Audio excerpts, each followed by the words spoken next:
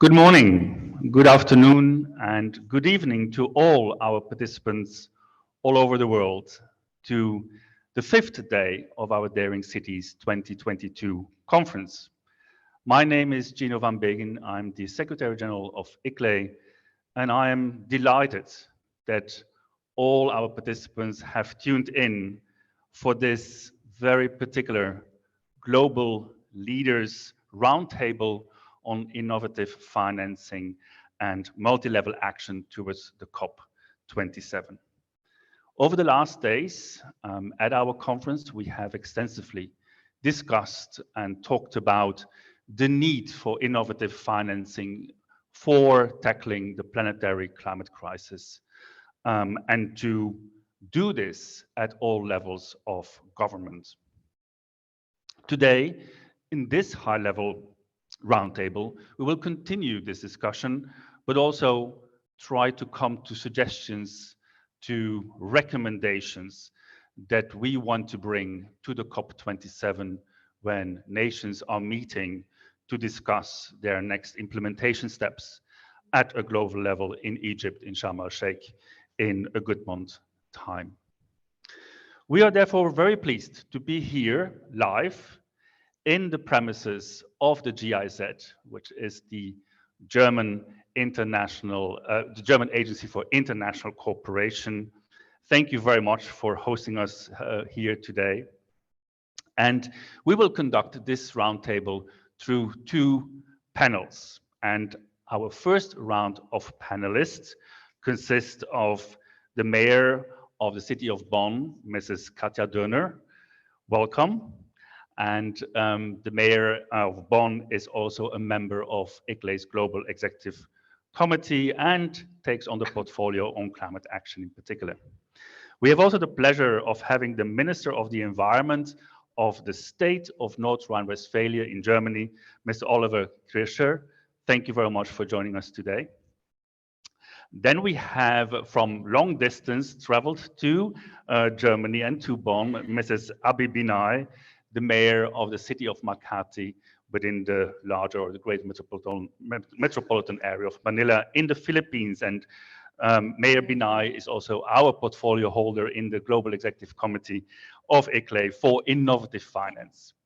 And our last panelist here of this first round is Mr. Ingolf Dietrich, who is the director for the 2030 Agenda for Sustainable Development, responsible also for governance, for gender, for human rights, but more importantly for urban development at the German Federal Ministry for Economic Cooperation and Development. So let us kick off this discussion. And I would like to turn to you, Mayor Dörner, in particular. We have here over the last 4 or 5 days heard many times about the need for innovative financing at the local level. Now, you as the mayor of Bonn, you have a very particular program put in place and plans for tackling the climate emergency in your jurisdiction. Can you share with us how you are trying to implement this, not only from a human resource perspective or from a technological resource perspective, but more importantly also from a financial perspective, and perhaps the problems or the challenges that you see at the local level in a city such as Bonn, which is a well-positioned, well-known UN city in Germany, not necessarily a poor city, but you do have challenges with actually getting the financing that is needed to tackle the climate emergency. So can you give us a little bit of a perspective of those challenges, but also the opportunities that you see to move on? The floor is yours. So first of all, I think it's relevant that funding the measures related to tackling the climate crisis, that it becomes a top priority on all levels. of course, also on the local level. And we decided as a city of Bonn that we want to become climate neutral 2035 latest. And therefore, we need to fund a lot of measures.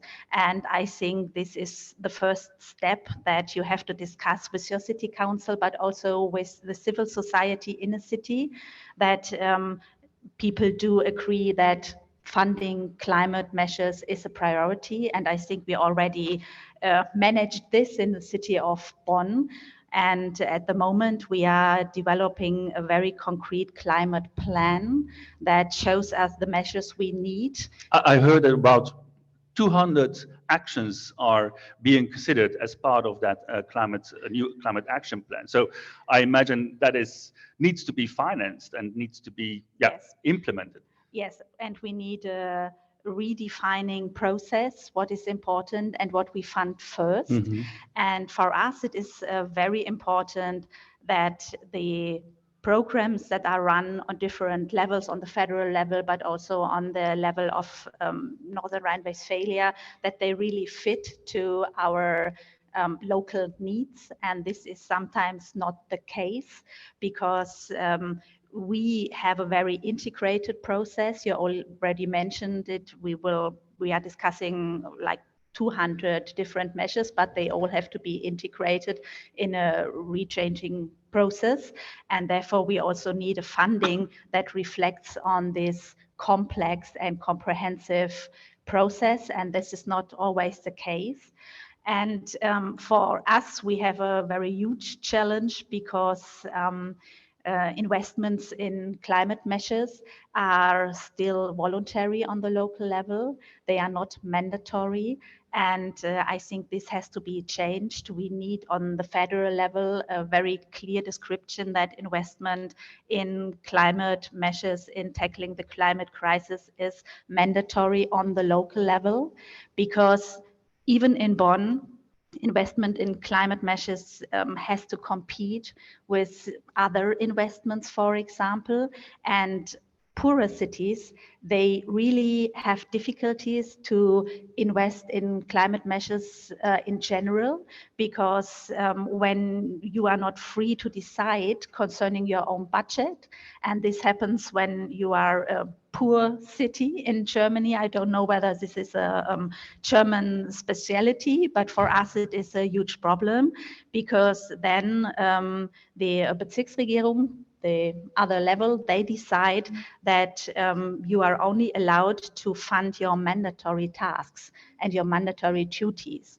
And it has to be changed, for otherwise we will not become enough funding for climate measures, and especially poorer cities cannot participate, and therefore we need this on the federal level. Just for our audience here and abroad, to understand a little bit better the specifics about mandatory, what does that mean? That is for all of the local authorities in Germany? Do they all are under this controlling of being only able to spend the funding on issues that are mandatory to their tasks, to the local authority tasks? Is that for all Germany, or is it specific here, perhaps in the state of North Rhine-Westphalia? No, that is for all Germany, because in the federal laws, certain duties of the local authorities are depicted and written down, like, for example, investment in the social field, or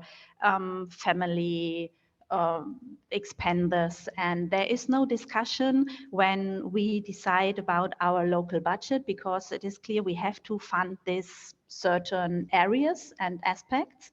And so you don't have any competition, because it is clear that at the local authority you have to pay for this, and that you have this kind of expenses. So how will you try to overcome this problem? If you say we have now a climate action plan that is indeed very ambitious and very, very well designed, but so that issue around mandatory tasks versus you wishing to advance on the climate emergency with that climate action plan, what will you do? How can you do? So at the moment, the city of Bonn is free to decide concerning her own budget, because we had a balanced budget in the last year. So there is no authority that intermingles with this at the moment.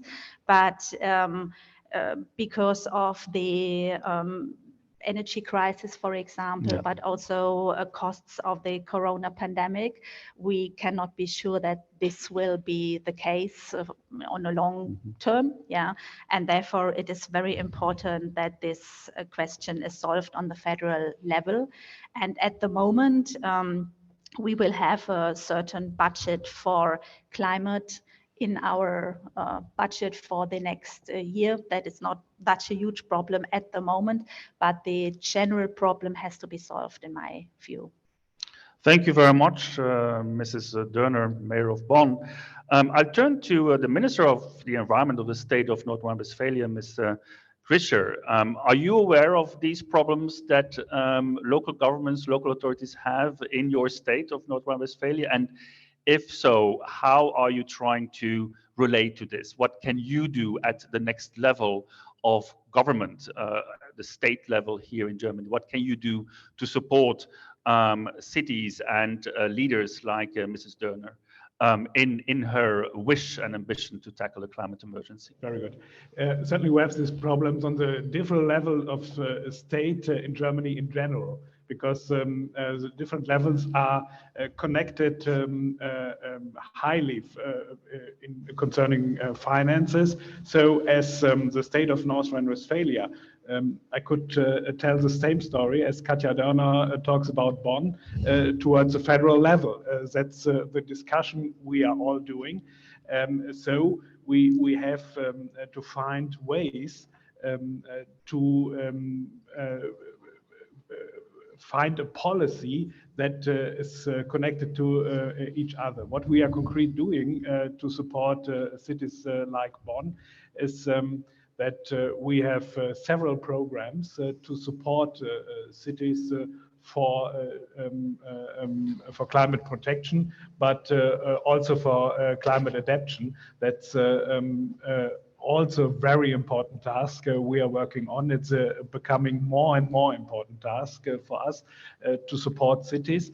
But as Katja Dörner mentioned, there's a discussion in Germany for already some years that climate protection and climate adaptation has to become a minority task. That's I think that's a very important point, because we in many topics we see that other things who are mandatory, they get more money, they are supported, but climate protection doesn't get any money if you have to make the decision, and especially in the cases of poor cities, when other authorities interfere in the budget. And that's certainly a big problem.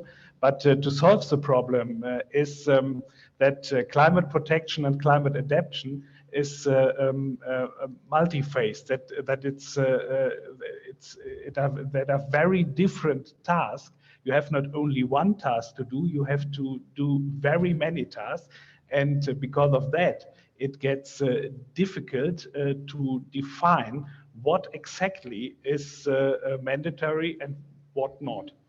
And I imagine when it comes to adaptation that you are referring to, and resilience in particular, and we know that this area and this estate had been struck by an extreme flooding a year ago. I guess that for local government leaders, for city leaders or municipalities in particularly, trying to figure out how can we best prepare ourselves in a situation where this is not mandatory. How difficult is that then for those local leaders and also for yourselves at state level? How difficult is that? I mean, how can you actually invest the time, the energy, the human resources in trying to build up preparedness plans if at the same time you are confronted with this issue that, well, it's perhaps not mandatory, and therefore the chances of success of public funding to address it is minimal. So is that, I mean, is that not a reason to start to discuss with the federal government in Germany to say, well, how can we move on? Because we see that climate change is happening, and not only outside of Germany, but in particular also in Germany. So how is there a discussion about this, and how do you relate to these different levels of government? So both towards the federal government as well as to the jurisdictions in the state of North Rhine-Westphalia. Do you have institutions where you can discuss these things and bring it further? It's discussed on all levels. It's certainly, especially after the droughts of the last years and the flood of 2021, especially in this area here, it's certainly a topic that's discussed everywhere. And for example, North Rhine-Westphalia has the Climate Adoption Act, a law that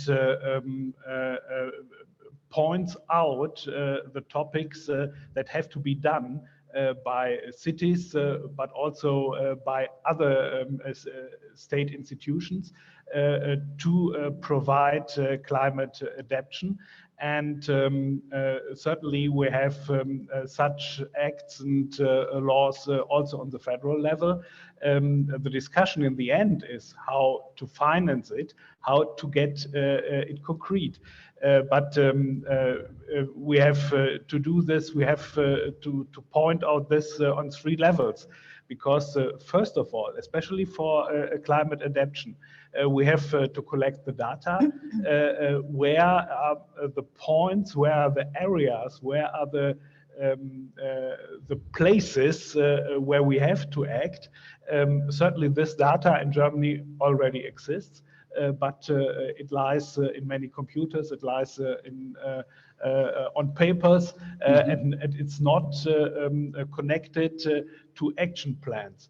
The second level is we have to do for climate adaptation is that we make people and decision makers in cities and other state institutions aware.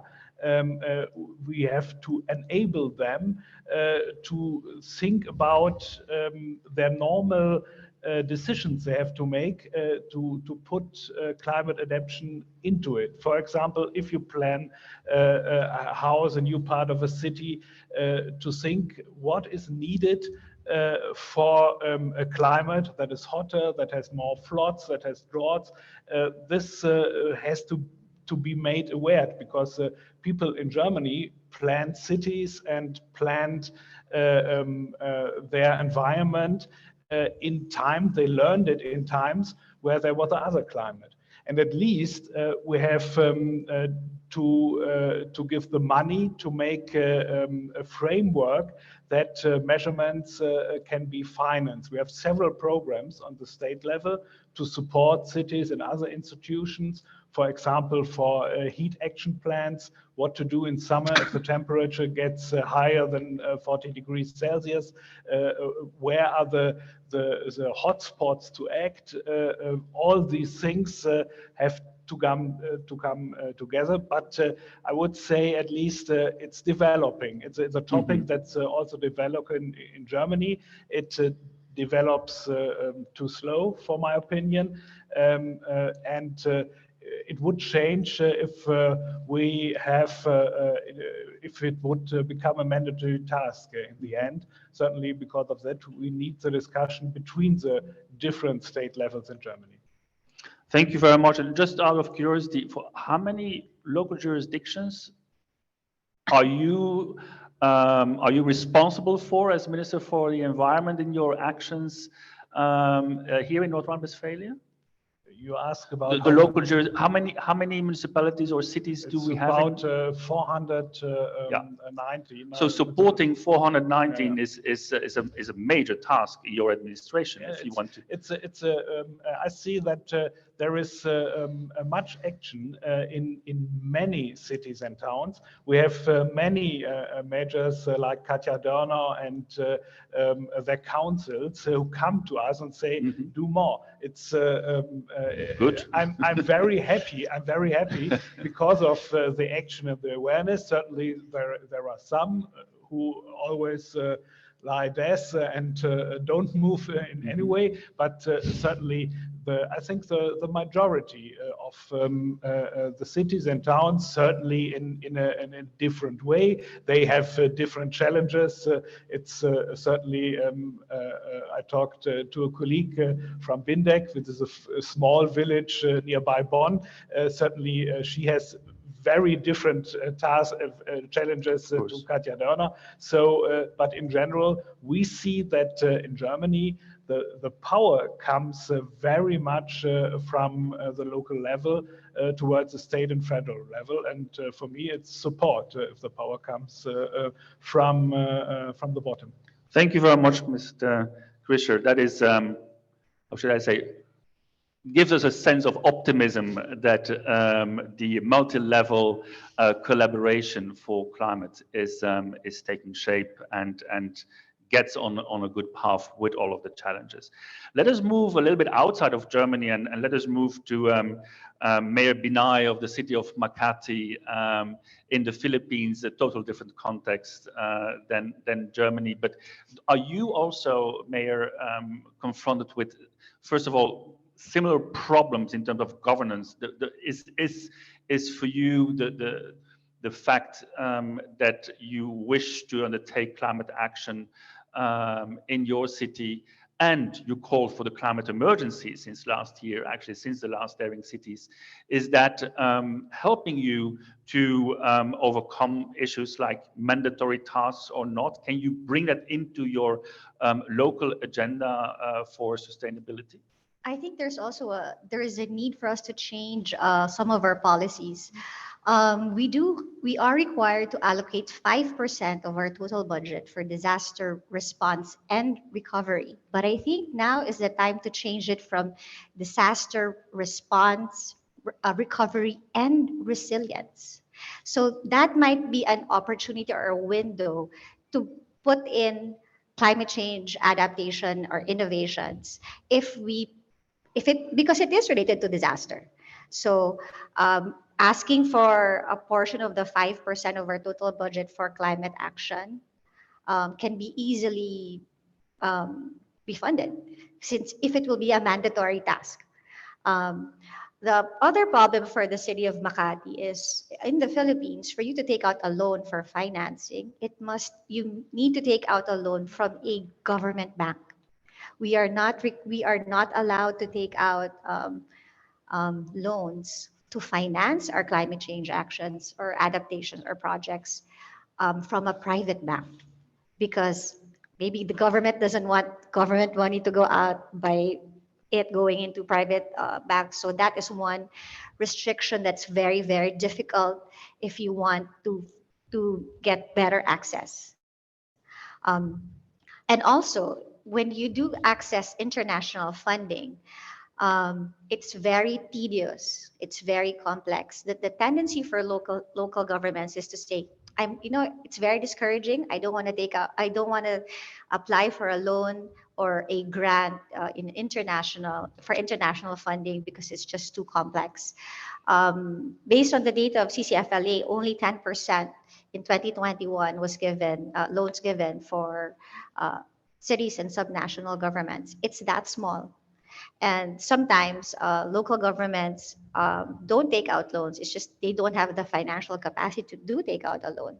So, and you rely totally on your taxes.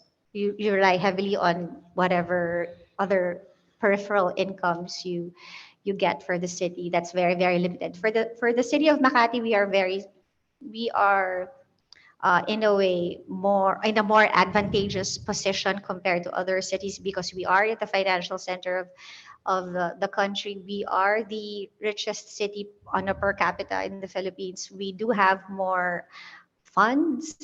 We attract more investors. We attract more people to invest in the city, but that is not the case for other cities. Third class, fourth class municipalities that have very, very low income. Climate change is not even being discussed in those remote areas because their issues are basic: electricity, access to clean water, access to food, access to education. these are not issues in the urban areas, but these are very, very real issues in remote areas. So, but they are the ones that are most susceptible and most vulnerable in cases of disaster that is caused by climate change. And yet they're the less equipped. We have several typhoons a year in the Philippines, and yet you will see in the news that they're not prepared.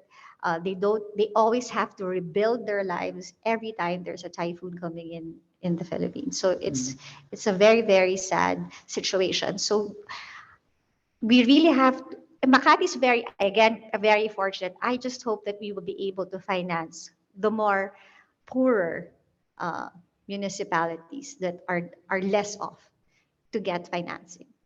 Maybe Nai, you have been with us here at the Daring Cities and following numerous and have participated in numerous sessions, in particularly with an eye on innovative financing. Can I just ask you, from what you have heard here at the Daring Cities, is there something that you felt, well, that's great to hear processes or progresses that are being made in terms of better, more attractive, more innovative financing models? And I also think you told me that for Makati City in particular, you have been one of the only cities that actually could also tap into, for example, Korean development and cooperation grants. And perhaps if you could just speak a little bit to your own experiences with innovative financing for your city in Makati, but also what you have heard in the Daring Cities. I think it's very, very crucial that first you have to have an environment that is conducive for foreign grants, whether it be foreign or local grants. So the city was fortunate enough to be able to get a $13 million grant from through KOICA, South Korea, to build our smart transport program, smart transport mobility program. They will provide over 40 electric vehicles. They will set up a transport hub. They will provide jobs. It will be all digital. You book online for your ticket. You pay digitally, so there's less carbon footprint.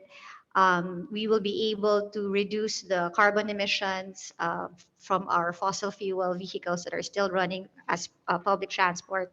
So I think we are the only city in the entire Philippines that have been granted by South Korea. It is important that you have smaller, we do have a lot of PPP projects as well in the city. I think it's like honey. When you attract one bee, several bees start coming in. So you really have to have but the honey must be good. Exactly. It has to be, of course they have to do their due diligence. Exactly. It has to be financially feasible for them to come in. At the end of the day, PPPs or whatever grants, at the end of the day, as long as they know it is sustainable, it will make money, whether break even or profit a little. Otherwise, they're not going to get into your city to finance any project. So, but the diligence and the governance, the good governance, is an important criteria or basis for attracting transparency, good governance. Exactly. They know that the city has a long-term vision, it has a long-term plan, and they know that there will be continuity, because it's basically having trust in the city to invest, similar to banks. I'm not going to invest, or I'm not going to finance your project if I feel that you're a bit shady, or you're just going to run off with my money, or if there's corruption in your city. They will not invest money in your city. So good governance and transparency is part of the environment necessary to be able to get good financing. Some lessons learned also from the Daring Cities here in terms of the... So yesterday, I learned 3 financing instruments. One is the City Gap Fund, which provides a range of technical assistance and capacity building to support climate smart planning. Another one is the Green Cities program, where it aims to build a better and more sustainable future for cities and their residents. The program has 3 central components, which is Green City Action Plan, sustainable infrastructure investment, and capacity building. And last is the local. They were part of the panel yesterday, which is the local climate adaptive living facility, which is designed and hosted by the UN Capital Development Fund to serve as a mechanism to integrate climate change adaptation into local governments' planning and budgeting systems, which we are actually doing in the city. Every time we do our budget, we always incorporate climate change actions, even in basic budgeting programs. It's not a different program totally, but it's incorporated in our budget process. Are you having that as well, Mrs. Dörner, in the City Council here, that you look with a climate lens on the budget? Yes, definitely. And we are even increasing this kind of management, the budget, because it becomes more and more important. And for us, I can support this entirely. We also have the problem that we have old plants, for example, where the climate has not been thought over when these plans were conducted. And this is especially in the mobility field, for example, that there are very old plans that are funded by other state levels. And now we say we need a different way to manage mobility in the city, and we like to change it. But for example, also the state of Northern Rhine-Westphalia level sometimes said, when you change the plans, then you don't get the funding. And this has to be changed. So we cannot stick to the old plans, and we need a climate lens on every budget point that we have. That is definitely crucial. Thank you very much. Thank you, Mayor Binay. I turn to Mr. Dietrich at the German Federal Ministry for Economic Cooperation and Development. And you have heard here, we moved from the German context to the Philippines, and you in particular and the ministry are responsible for the 2030 agenda for urban development in the cooperation that Germany has with other countries and with other cities. So could you just give us a snapshot of how is the federal government of Germany building upon climate action in your cooperation and partnerships that you have with the rest of the world? Yeah, thank you. Thank you very much. First, thank you very much for inviting BMZ to this panel, and I also would like to congratulate ICLEI for the successful organization of the Daring City Conference. Yes, Minister Schulze, she announced in January this year that one of her 4 top priorities is just transition. And that's also the reason why we put sustainable urban development as an important intervention area in our development cooperation.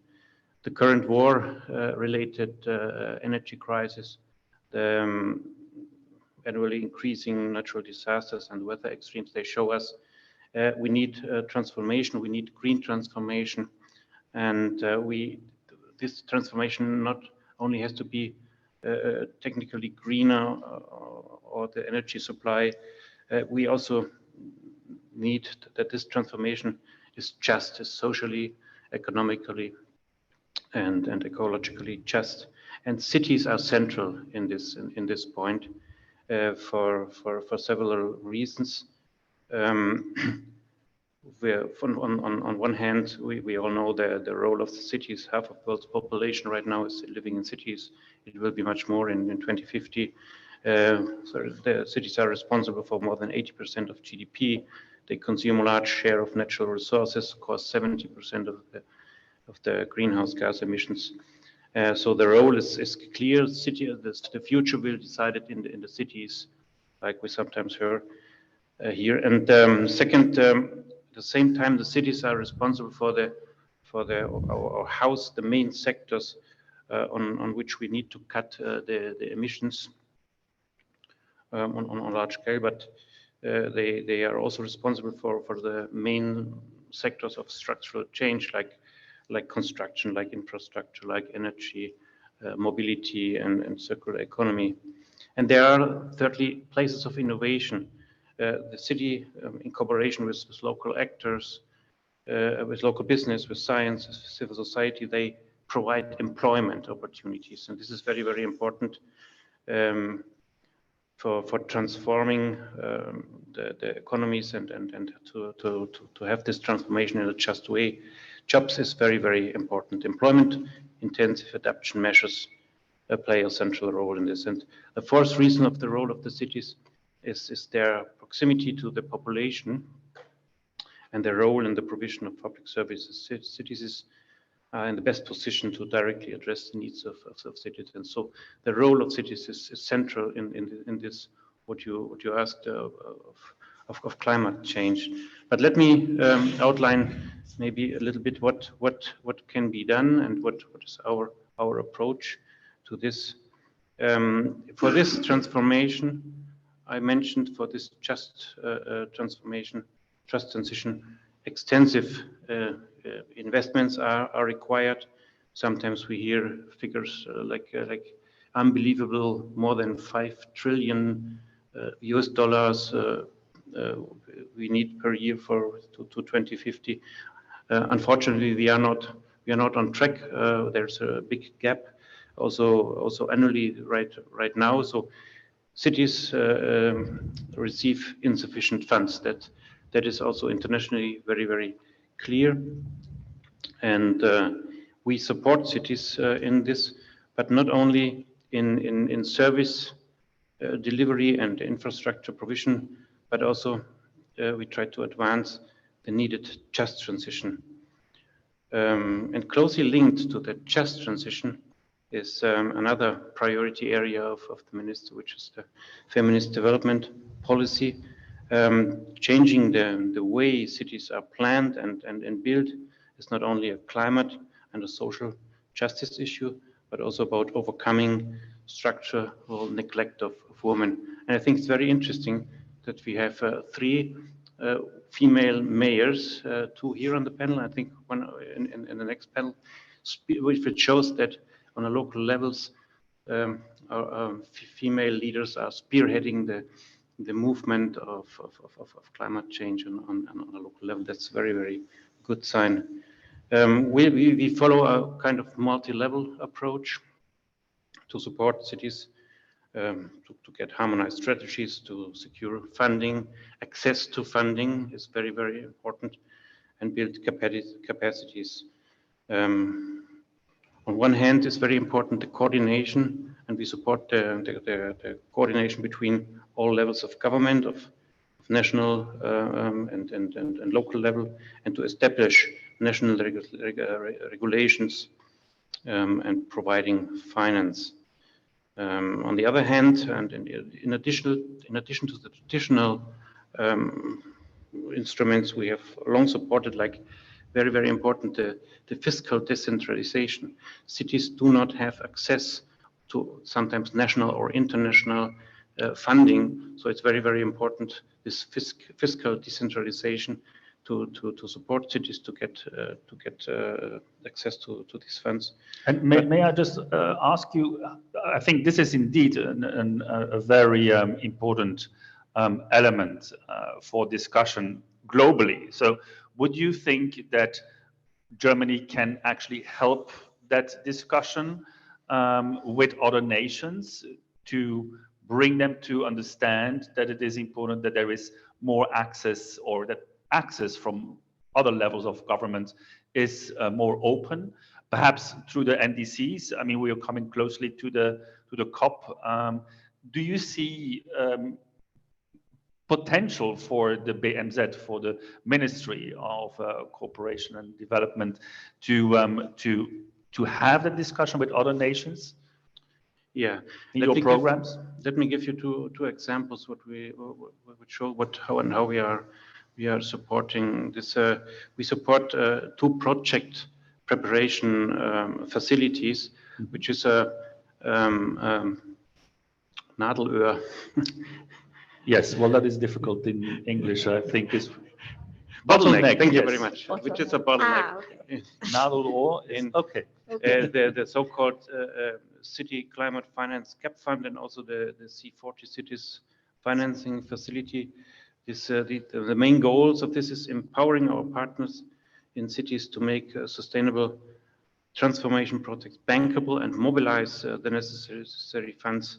And also, these are international funds, and also very important to create this kind of bankable project is to build capacities for city administrations, and therefore we developed the toolkit CityWorks in German Development Cooperation, which supports cities and local authorities to implement the global agendas on local level. And yeah, BMZ is committed to expand its activities in that fields of integrated climate-sensitive urban development.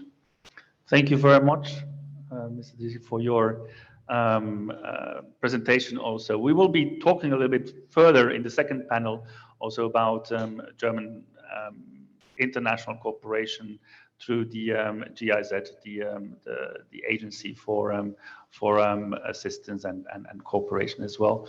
Thank you very much to all our speakers of this panel. Very inspiring to hear not only what you're trying to do, but also the challenges that you are facing, and it's good to have that sentiment that you find ways of overcoming those challenges. It's a long road still to go. However, and that is my hope also, with declaring the climate emergency, as you have done in your city, Makati, as you have done here in Bonn, by declaring an emergency, it actually means that you give a sense of emergency, of urgency to a specific crisis, and that can unlock, hopefully, new instruments, new models of cooperation, new ways of doing things, and more importantly, more funding to support all of those actions. It's a little bit like we have seen with COVID-19. Declaring this as a pandemic has unlocked extraordinary new ways of working together, of doing things that we were forced to do as well. And unfortunately, we see the same now, definitely here in Europe, with the energy crisis in which we are, and initiatives that are being undertaken that perhaps otherwise would never have been thinkable if you don't declare this really as a crisis. So I hope that in your work at all levels of government that you will find the courage and the ambition and inspiration to continue your work. Thank you very much. Thank you very much.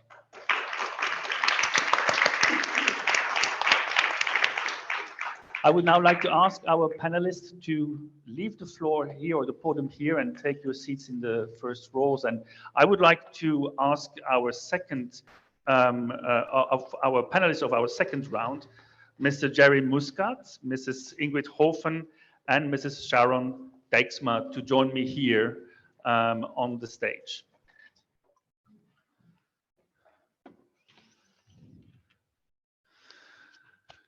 Good morning. Good morning.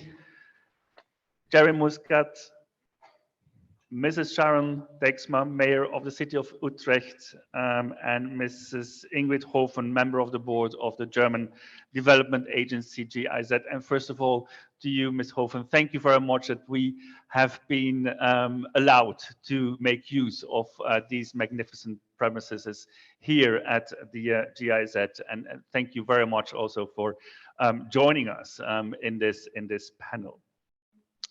Let me turn to Mr. Muscat, who is the head of urban development in the European Investment Bank. And Jerry, we heard also from our local government leaders and public sector officers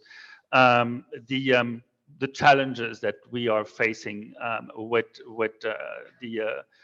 the climate crisis, in particular also from a financing perspective. And so you, as working at the European Investment Bank, We are aware that you have, as a European Investment Bank, taken up the issues around climate change drastically a couple of years ago, and you run a number of programs, I believe, not only in Europe, but actually also outside of Europe. So can I just ask you to give a very first snapshot of those direct financing possibilities, opportunities that the bank is providing?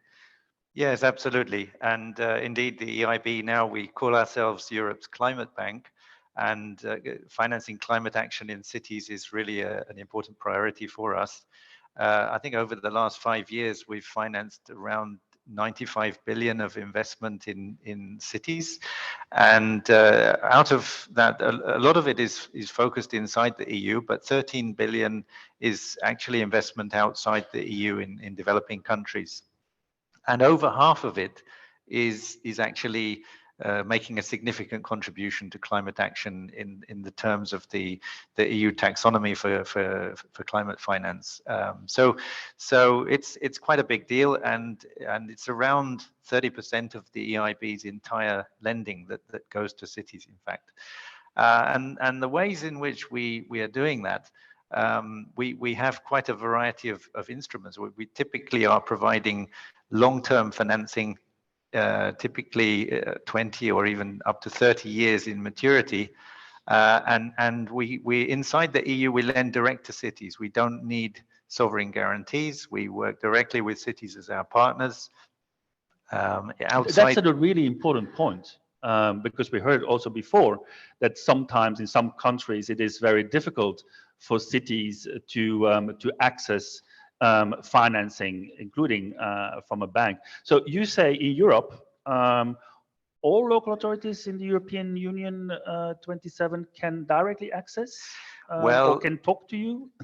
They can certainly talk to us, and we are financing many cities, and indeed we work directly with them. But what I think is important, with the EIB being an international institution, it's difficult to us to finance small investments directly. So we have, for example, a product which we call an urban framework loan, which is very relevant for climate action, in fact, where we can finance a slice of a city's long-term investment program over 3 or 4 years. And that gives us a chance to put together, let's say, a larger financing package, but which can finance a lot of small investments across the city's program. And that means we can work with cities down to about 50,000, 75,000 population inside the EU on a direct basis. But when we need to finance smaller cities and smaller municipalities, we're very often working together with national promotional banks like the CDC in France, or the BGK in Poland, or the Landesbanks here in Germany. And through them, we're financing smaller investments. And indeed, an example in Tunisia, the CPCL, also we can finance hundreds of smaller investments across municipalities in the country, which we can't necessarily reach directly. So we have several instruments that we are using. Mm-hmm. So I believe that ICLEI also is working very closely with you on a number of programs and projects. Can you just give a bit of a background on that? And are we doing our job good? Yes, well, ICLEI is a long-standing partner for the EIB, both in Europe and also outside of Europe. Just to say a word about what we're doing together outside the EU, I think that a number of the earlier speakers, the Mayor Benai from Makati, for example, mentioned the City Climate Gap Fund. This is an area that we are cooperating with ICLEI. This is a facility supported by the German government, as was mentioned earlier, which looks at the early stages of project preparation and tries to help cities which have an idea for a project to see very early on, is that likely to become a bankable, investable proposition in terms of a project? And what are the key factors that might be, let's say, inserted into that project design to help it become bankable in the future? And this is actually going quite well. We've now up and running for a couple of years, and I think we have 25 assignments in 30 cities that are ongoing, and we've created a stakeholder platform for city networks and other stakeholders, and ICLE is a part of that. And on top of that, with ICLE, we're now working on an additional program to try to collaborate with the different cities that already are applying to the GAP fund and already have assignments going on, and as well as other cities that work through other programs like the TAP program, for example, to build communities of practice, to look at what's really working at that in terms of understanding how to put together good projects, how to really make them bankable, and how to ensure that they really deliver climate action. So we're quite hopeful that that program, which will run over the next couple of years, will be a good collaboration as well. So we're doing quite a variety of things. Inside the EU, we're working together on the idea of the local green deals as well. Mm-hmm. So yes, certainly a good partner, and I think you are doing your job very well. Thank you. Thank you. Thank you very much. Indeed, for ICLE, I think this is like 8 years ago when we were preparing particularly for the COP in Paris, leading to the Paris Agreement, and where we really stressed the importance of multi-level collaboration. Many of our members, we work with around 2,500 cities around the world, jurisdictions around the world. And they came to us literally by saying, well, we have good projects, but we don't know where I can go with that. And that was the moment where we set up this idea of the TAP, the Transformative Action Program, that is a kind of a collection a post box that we look at, of course, but where we invite our members to present very good climate-oriented transformative actions. So we are in particularly interested in looking into projects and to advance then those projects that are perhaps not the classical ones around my canalization or whatever plant that I need in terms of hard infrastructure, but beyond that, really on what projects do cities have that make a real transition, a real transformation towards a resilient and climate ready society. So we see that this is taken up, and we are very, very happy that the European Investment Bank is one of those banks that really is wishing to look on those in those preparation facility and those projects, ideas that come forward there. Thank you very much for that input. Let me turn to Mrs.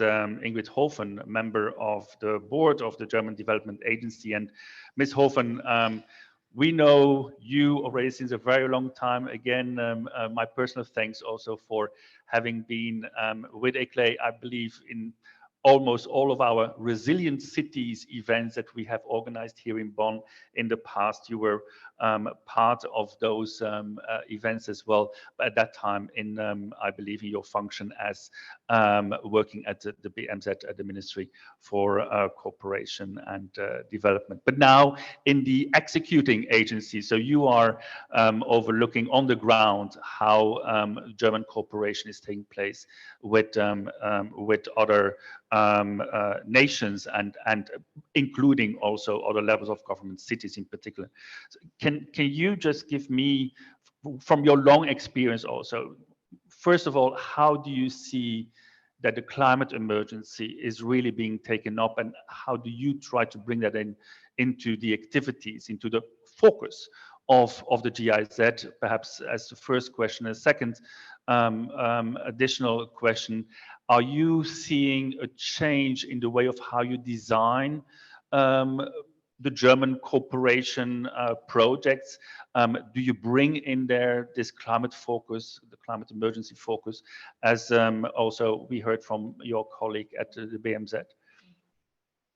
Yeah, thank you so much, Gino, for having me. And I would like to state that actually ICLE was so instrumental in putting local government development and its role in the climate agenda, so center stage.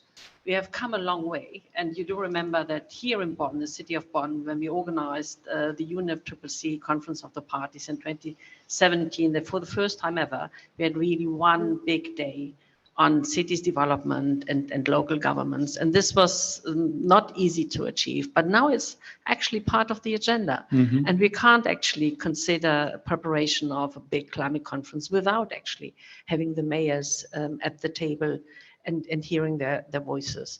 And I was so astonished last year already at Glasgow that it was so clearly also stated by the evidence that when we want to get to net zero, 1/3 of the CO2 emissions reduction have to come from the local governmental level.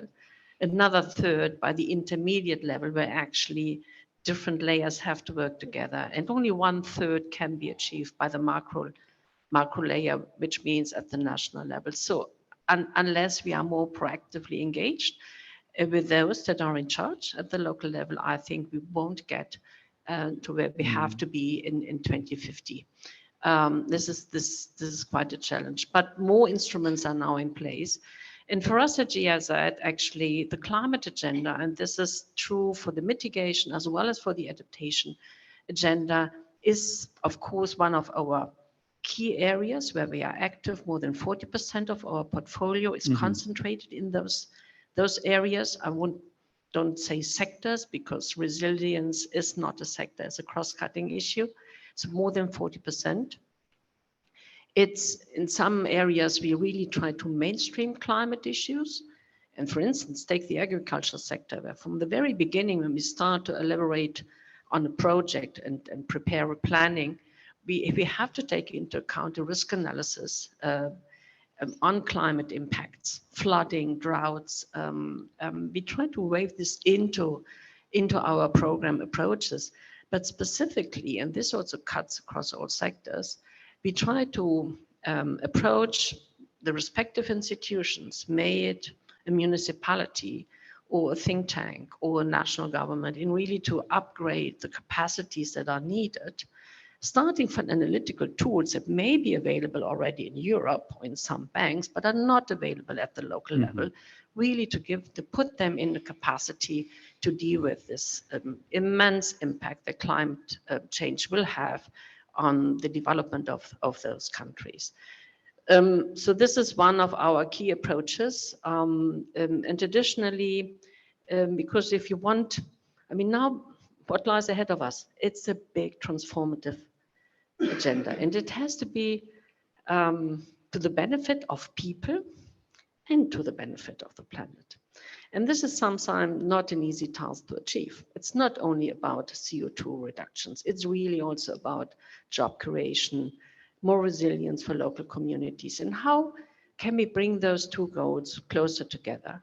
And this is again an issue of capacity and the availability of the right instruments, and a little bit of how we approach partnerships between those that are in charge, the leaders, politicians, parliaments, but also with the private sector and the civil society.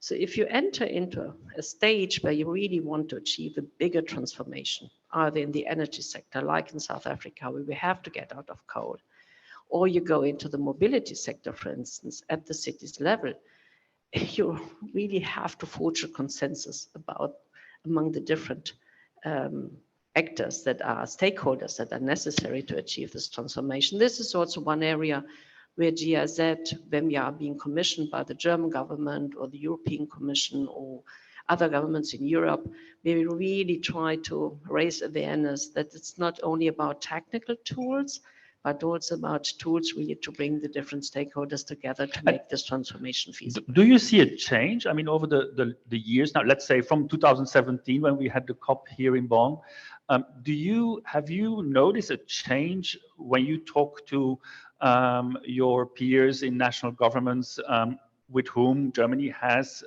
cooperation, and when you try to explain to them, well, these projects, they need to have multi-stakeholders, multi-level collaboration.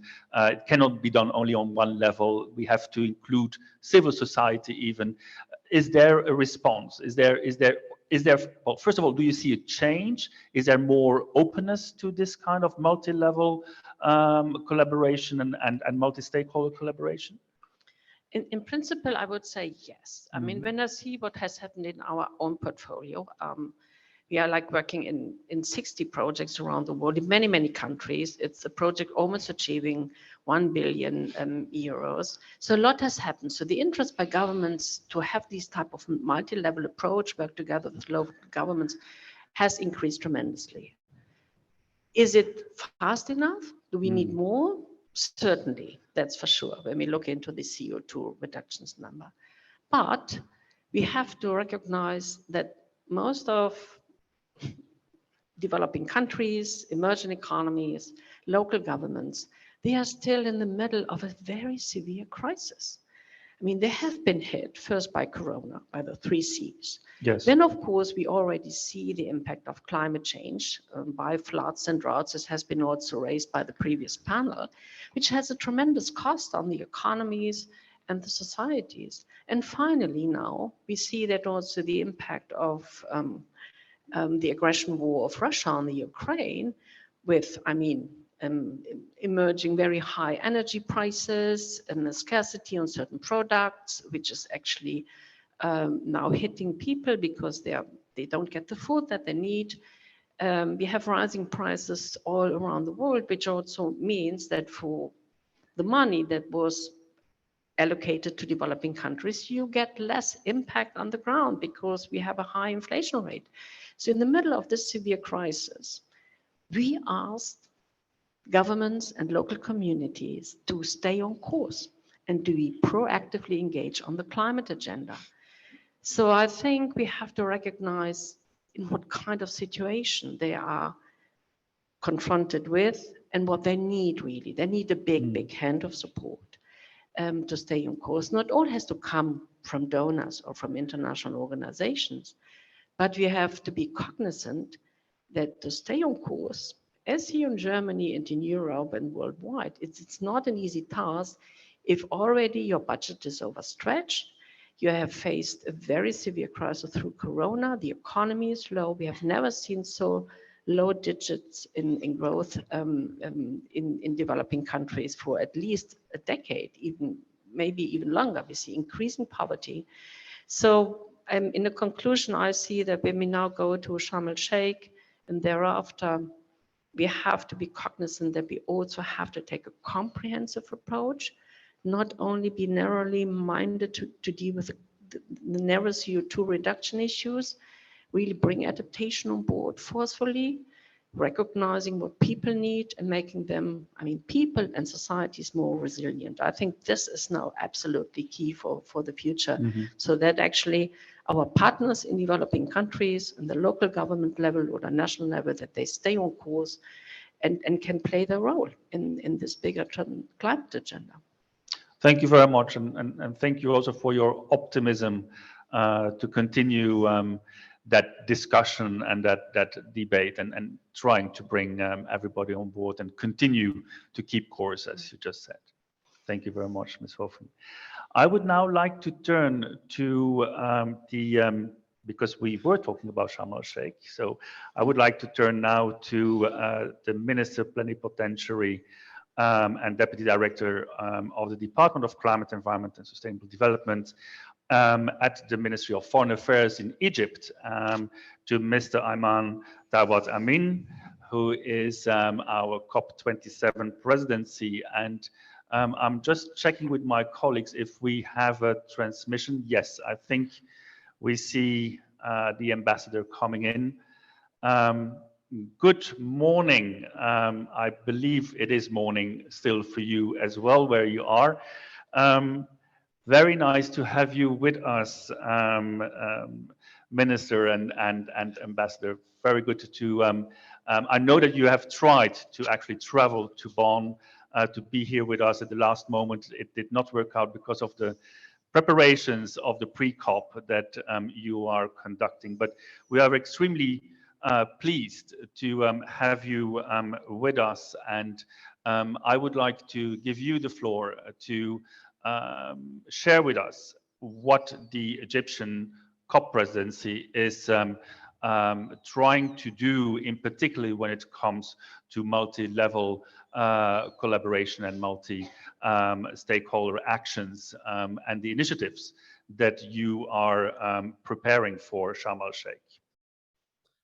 Thank you so much. Good morning, colleagues. Good morning, friends. Unfortunately, I couldn't make it this time to Bonn as I was in Kinshasa for the pre-COP. We just had our flight quite late, so I came here only a few hours ago. But thank you so much for inviting me. I still have this stamina to go for the interaction with you and to introduce to our friends and colleagues and the people who are following us on YouTube on what exactly the preparations that the COP presidency is taking toward Sharm el-Sheikh. Let me quickly tell you that we have like two things in the COP. There is a formal agenda and there is non-formal agenda. The formal agenda, unfortunately, cities is not yet a solid item on it. So we have on this formal agenda would be mitigation, scaling up of mitigation, of course, adaptation, the means of implementation, including finance, capacity building, technology transfer, the GGA, global goal of adaptation, and other decisions that it will be taken in Sharm el-Sheikh that would shape the whole mitigation and adaptation efforts.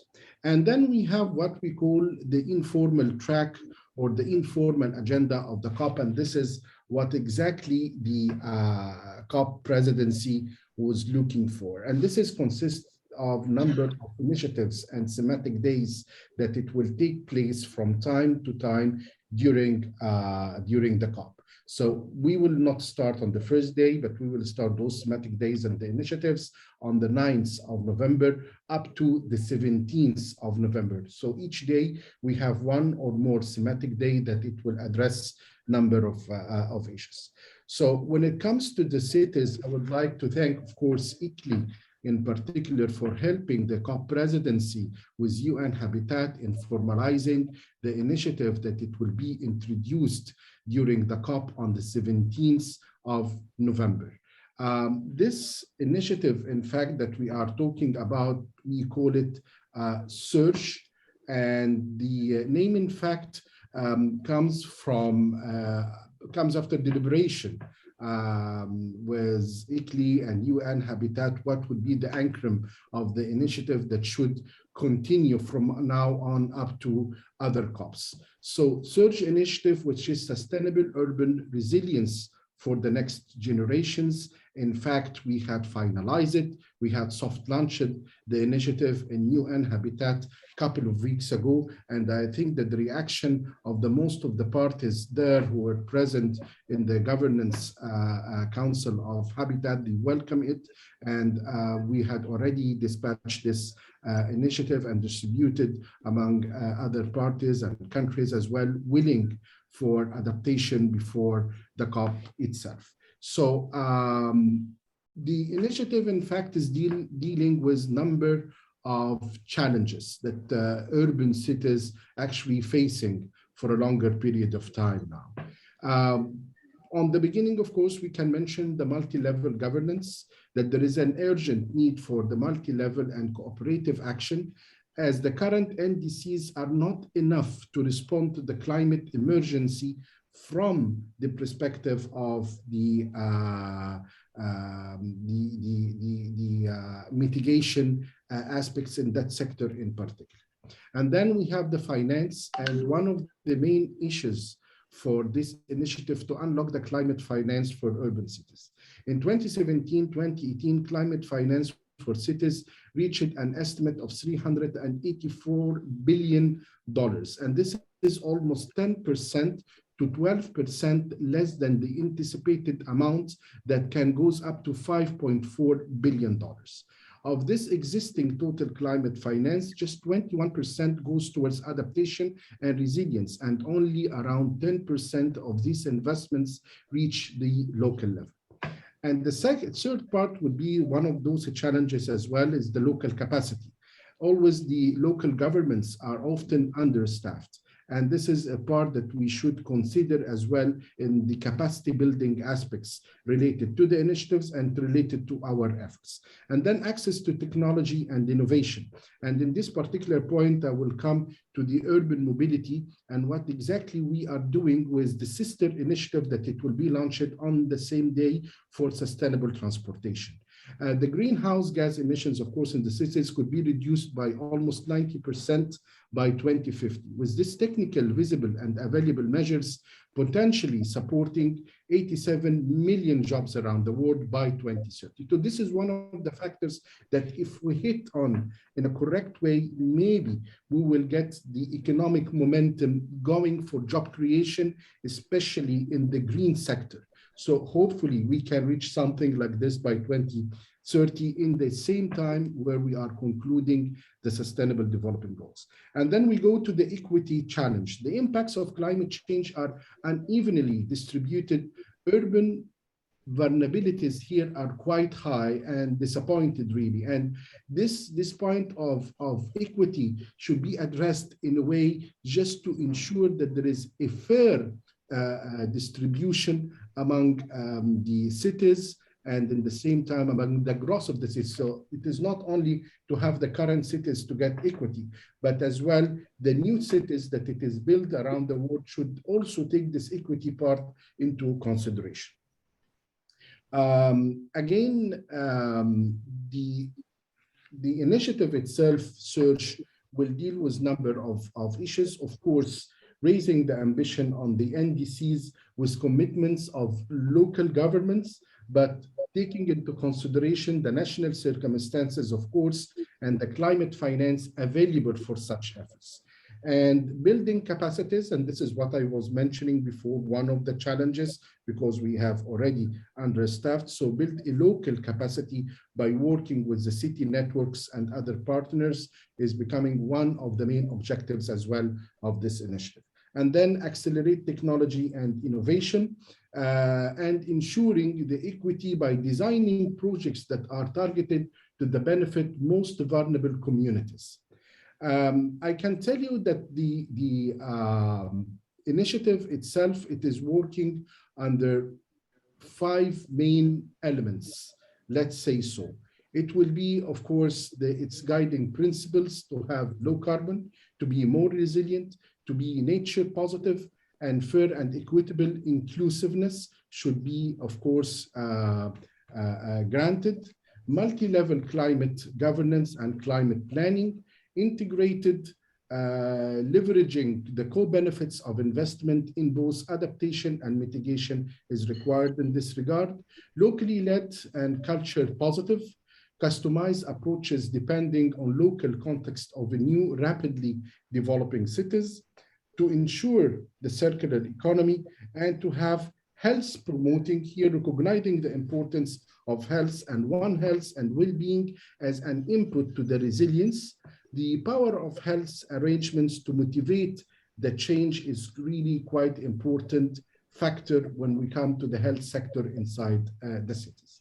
Like I said to you before, I would like to connect the efforts that we are doing with Search with its sister initiative on sustainable transportation. We did not find an acronym yet, but hopefully it will be launched or soft launched during the few days before the closure of the next week.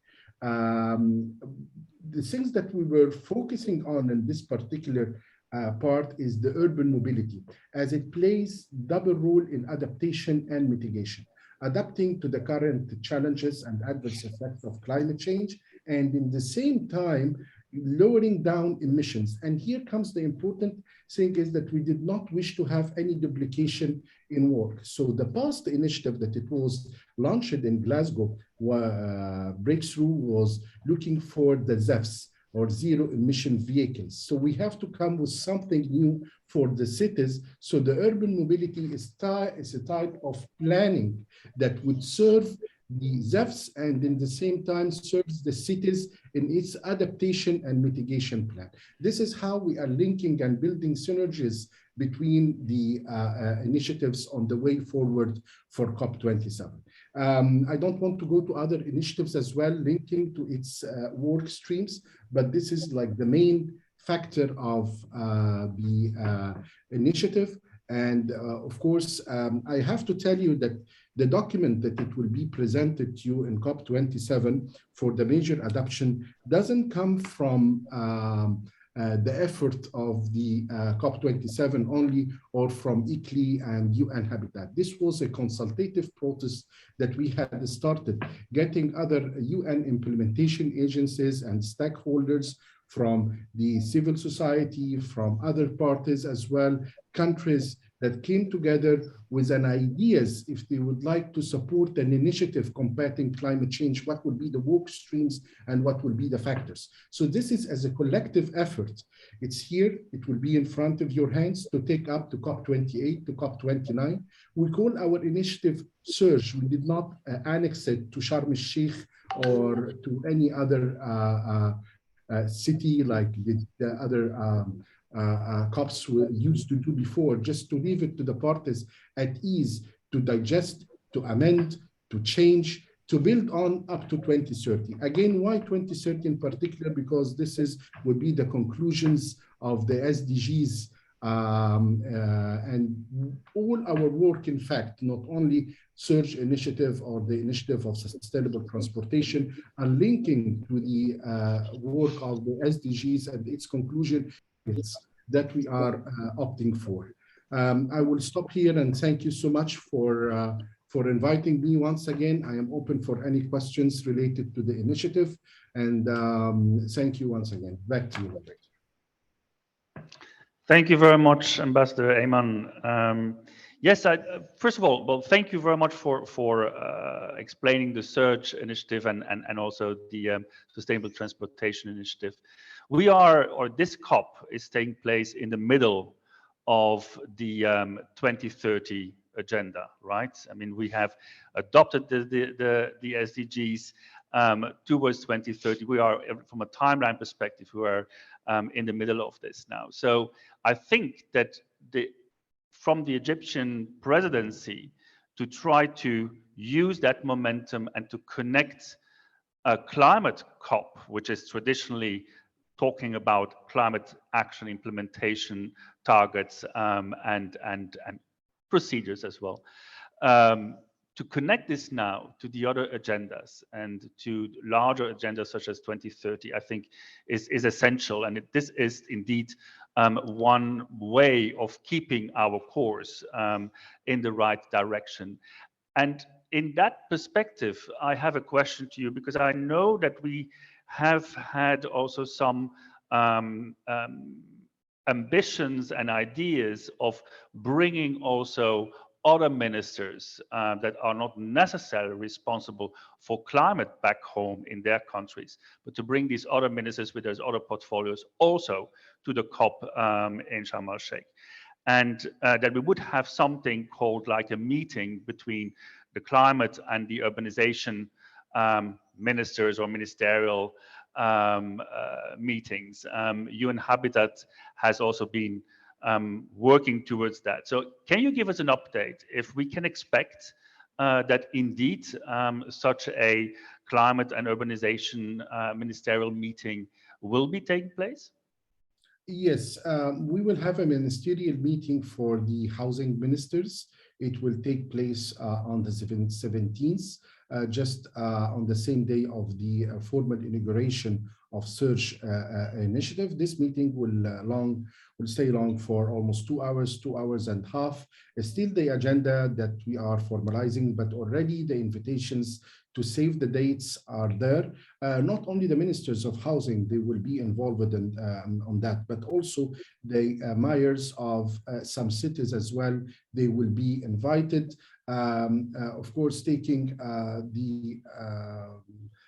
into consideration, let's say, that the representation should be almost equal between developed and developing countries. Unfortunately, the room only, its capacity almost 200 seats. So we have to take as well the measures COVID into our consideration. So I hope that the representation would be quite diversified to reflect on the issues of concerns related for developed and developing countries. But save the date, it will be on the 17th, and some countries already had reached their invitations, and still the mayors need to work with Italy in order to ensure that the invitations would be submitted also in a timely manner. Thank you very much, Ambassador. And first of all, congratulations to having been able to bring this important meeting together. It's the very first time that something like this will happen at a COP and where other ministers are there. And it's exactly what is needed for sustainability, is to and transformative actions to bring all of the stakeholders together, and therefore also other portfolio holders in national government to come at the table. So I think this is an excellent initiative, and we from ICLE definitely will continue to work with you, your team, and UN Habitat, as well as all of the other partners who are working on this event as well. Thank you so much. Before just we break out, just want to tell you that this COP is implementation COP. So we are quite focused on implementation. After 5 years of interpreting the Paris Agreement and producing its rule book in Glasgow, it's time now to act. And this is why most of our initiatives are focusing on implementation.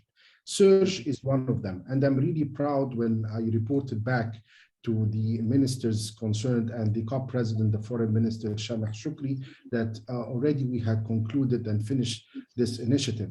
So it's already there on the discussed in the cabinet, and definitely we will work together in order to have a new starting milestone on the way of implementation, including the cities and urban life. So thank you once again for inviting me here, and hope to see you all in Sharm el-Sheikh, inshallah.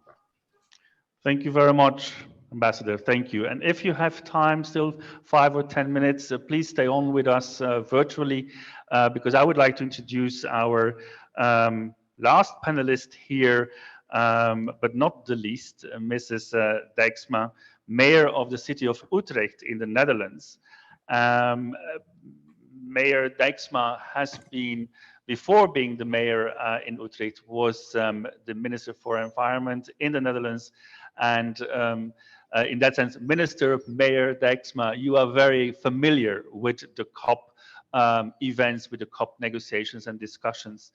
And we have been very pleased that you came to us as an important ICLE member to offer your commitment and your willingness to act for us, for ICLE, as our special envoy for the COP27 Ministerials, as we hear now.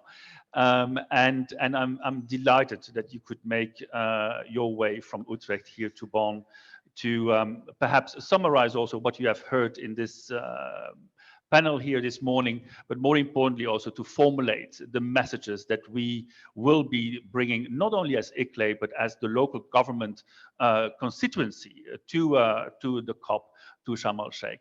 So with that, I would like to give you the floor, Mayor Dijksma, and I don't know if you prefer to speak from there, or you can also otherwise use the lectern as you wish. Yeah. Well, I could just speak from here. Good. I didn't Excellent. prepare a speech. First of all, I would like to thank the Egyptian presidency for showing this courage. I think it's very important that we work in a new way, and I fully agree that this should be a COP of implementation. Because if you look at where we are standing at this moment with the outcome of the Paris Agreement and what we have been achieving, we're not there yet. And this is a diplomatic way of formulating this. So we really need this action. And I am fully aware and also agreeing with the fact that cities are the game changers. I couldn't know. We have been saying to each other that we have been met before. That was actually at Paris when you were a member of the German delegation with your minister, and I was the minister in the Netherlands, which was negotiating not only on behalf of my country, but also on behalf of the European Union with some other colleagues on the Paris Agreement. And at that time, I think at least I was not aware on the relevance of action on the ground within the cities. And you have been stating very well why this is so important. In 2050, approximately 70% of people worldwide would live in the cities, and also the mitigation and adaptation agenda will probably highly be within the city. So therefore, we thought that after Glasgow, which was already very successful on multi-level action, we should take the next step. And I think Ambassador Amin very eloquently told us that there will be a ministerial on urbanization and climate on the 17th of November, with hopefully a lot of ministers, also with some mayors. I hope a lot of mayors actually. Maybe he should try to get a bigger hall. Badges are limited. Yeah, badges are limited. So, but I think that ministerial and the search initiative are really important, because I hope that this will be not the end, but the beginning of a new way of working. And what cities need, that has been stated here by the mayors, by Mayor Durner, by all the other participants, is not only funding, but also expertise and a good plan, actually. And we could help each other out with this. So I think that it is really important that this initiative on urban resilience for next generations has not only the support, for instance, of a lot of mayors, but also from national governments. So now I'm already in discussion with our head negotiations and our minister for climate and our own envoy within the Netherlands, Prince Jaime de Bourbon, who is actually working from the Netherlands government also with me on the issues. And so our national government will probably put his signature beneath it. A lot of mayors will do so. I will be at C40 in Buenos Aires in due time to discuss this, and also with the European Commission to see if they could support it. And I think that it is also would be really great. I look to the federal government in Germany right now. If you could also put your signature underneath a call to action, because I didn't come empty-handed. I have, you have to put your money where your mouth is, right? So I have a call to action, making multi-level governance during COP27 a success. And what's in it is actually the ministerial and the importance of it, also the search initiative. And I'm asking actually to endorse it, to announce your support, not only as mayors, but also as national governments, to this first ever Climate and Urbanization Ministerial, and also to urge your national ministries of environment and climate change to ensure more technical and financial resources are made available from, for instance, subnational, national and global climate finance mechanisms. So, this is a bit old-fashioned because I have it in print, but it will also be available in a digital form. And I need signatures, people. So this is really what is necessary, and not just any signature, but signatures of mayors and ministers. This is what we are heading for. And I actually hope that when we arrive in Sharm el-Sheikh, a lot of people will endorse this. And what will happen then is that this will be the last COP where the cities are not formal on the agenda. This will be the last COP where the cities are not formal on the agenda. So next COP, we will have our own voice there. And I think that that is really important. And if we make this a success, then we would actually be, I think, get that done. And that would be a great game changer also, because we need to be that voice. I see that around the world, many mayors are really heading forward, being progressive on the climate agenda, are innovative, want to try out new things. And the last but not least issue with them is that they have the support of the people and they understand what the people need. So we also need as mayors a social agenda with the most vulnerable. The mayor of the Philippines was stating this quite right. The most vulnerable people in the world are not the first ones who are having the benefits of all our policies. And if we would be able to change that, that would be, I think, a tremendous progress also by getting more public support on what happened there at that day in December in Paris, which was still a historical day. But if we are not acting, then it will be an historical day without real progress, and that would be such a shame. Thank you. Mayor Dijksma, thank you very much. I think we should give an applause to Mayor Dijksma for your commitment. I would rather have your signature. and we will accompany that with signatures. Good. Definitely from an ICLE perspective, we will be doing our job on that. Thank you so much, Mayor Dijksma, for acting as ICLE Special Envoy for the COP27 Ministerials. And I hope that with your experience of having been the Minister of the Netherlands leading in the COP, that you can indeed help your other colleagues at national government to indeed create formality for cities, local governments in the COP and out of the informality. Thank you very much, and yeah, very much looking forward to continue the cooperation together. Ladies and gentlemen, I think we come now to our final speaker, and we had invited the new Executive Secretary of the UNFCCC, Mr. Simon Steele, but as you have heard, there has been pre-COP preparations in Kinshasa in Congo, so there are, he has not been able to be with us here live, but I'm extremely pleased that his deputy, Mr. Ovais Sarmat, is here live with us from the UNFCCC. And I'm very happy that you could make the time. I know that the entire UNFCCC team is in high speed with regard to the preparations of the COP. But I'm very, very pleased that you could take the time for us and to join us here. Please join us here on the podium, Mr. Ovais Sarmat, and for your intervention. Thank you so much. Thank you very much. Thank you. And a very warm good morning and best wishes from all of us at the United Nations Climate Change Secretariat. And I'd like to thank you, Secretary General of ICLE, our host Mayor Katja Donner from City of Bonn. A great pleasure to see you, and Mayor of Makati, a common acquaintance. I was a resident of your city some years ago, so it's a great pleasure to see you here. And the North Rhine-Westphalia representative and the Federal Republic of Germany, BMZ, all of you. And I have very carefully listened to the discussions this morning, extremely inspiring. And from my personal perspective and experience, cities are at the center of addressing climate change. There is no doubt about it. And because as you know better than I do, more than half the world's population is living in cities, and tackling climate change at the forefront. I mean, they are at the front and center.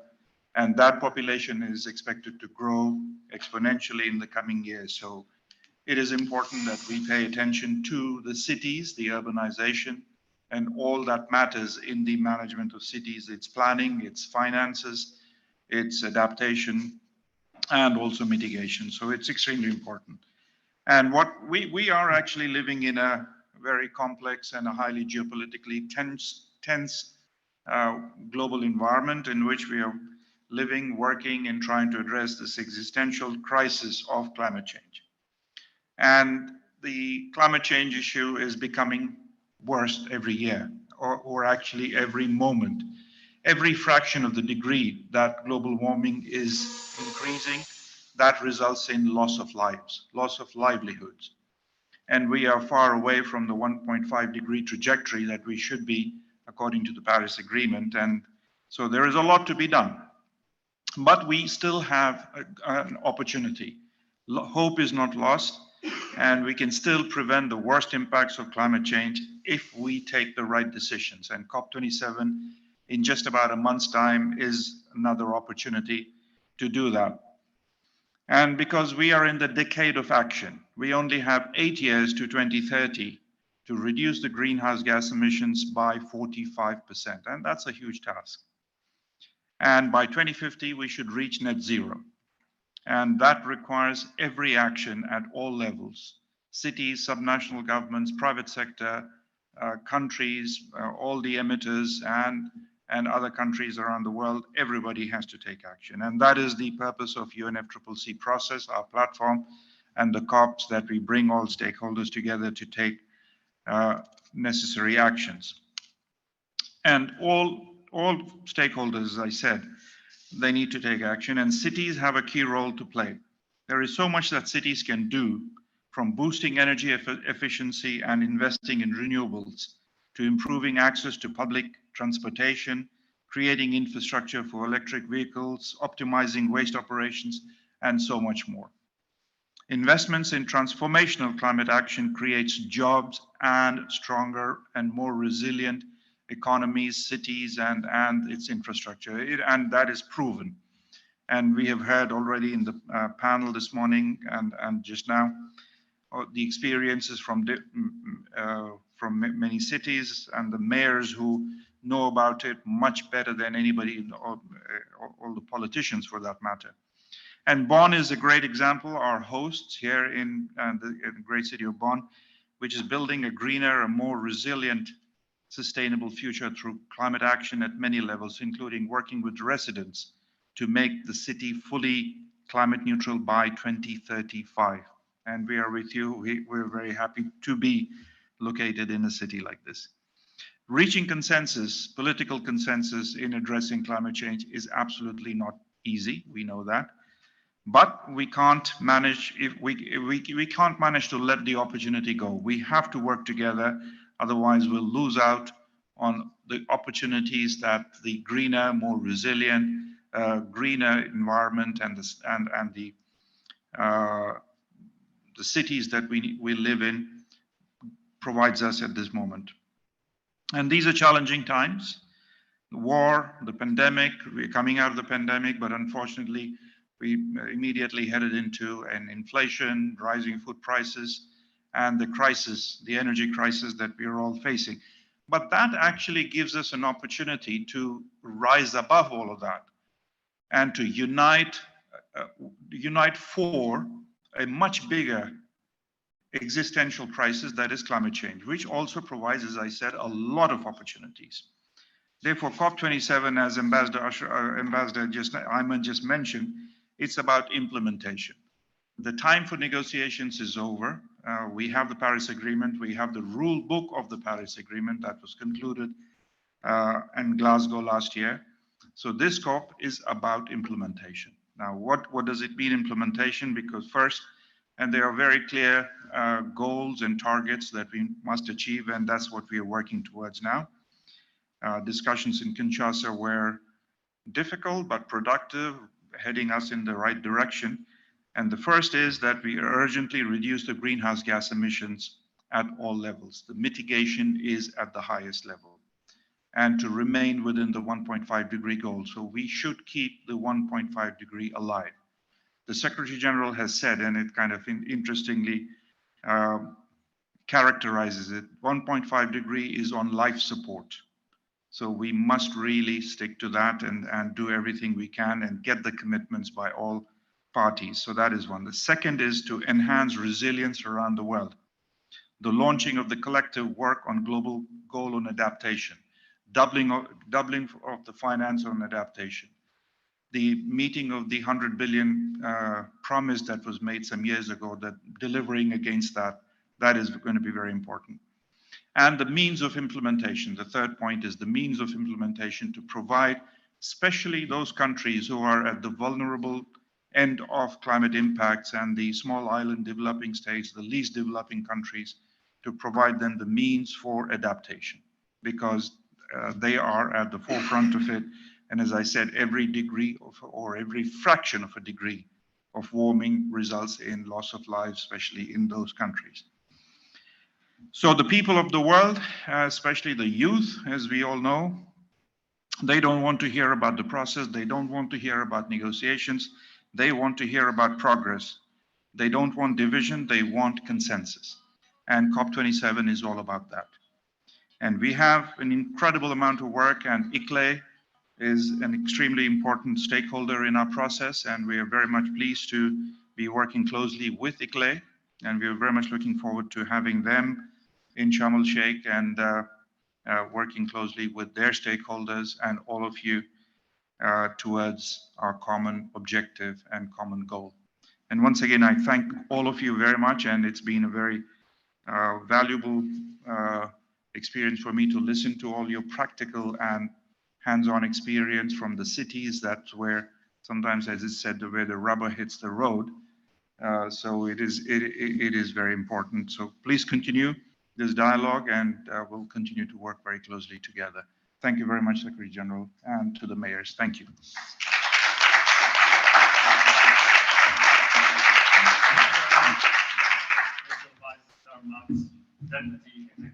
This brings us to the end of this Global Leaders Roundtable on Innovative Climate Finance and Multi-Level Action towards COP27. I hope that you all enjoyed this morning panel and the discussions we have had. I hope it will bring you further to the discussions we're going to have still in the daring cities today and over the next days, but in particularly towards the COP27. I would like to extend my gratitude to all our panelists of today. I'm very, very pleased that we could do this in a live format as part of our Daring Cities. So with this, I would like to say goodbye to all of you here in the room as well virtually that are attending Daring Cities. Thank you all very, very much. Thank you.